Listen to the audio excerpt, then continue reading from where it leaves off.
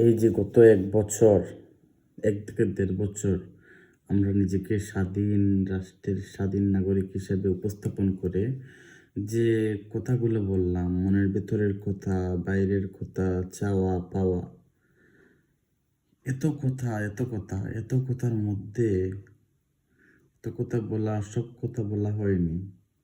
তারপরেও আমরা এখন এমন এক জায়গায় অবস্থান করছি, আমরা কি করব?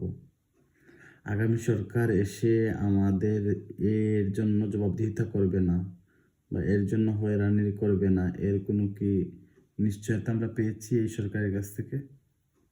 আমরা পাইনি। তো আমরা কি এখন ডিপ্রেশনে চলে যাব? আমরা কি টেনশন করব এই নিয়ে যে আমাদের আগামী সরকার কি করবে? আমরা এই সরকারকে এত বিশ্বাস করে মনের এত কথা বলার পর এখন যদি আগামী সরকার আবার স্বৈরশাসক হয়ে যায়, হবে না এর কোনো গ্যারান্টি আমরা পাইনি। হয়ে যায় যদি, না হলে তো আলহামদুলিল্লাহ।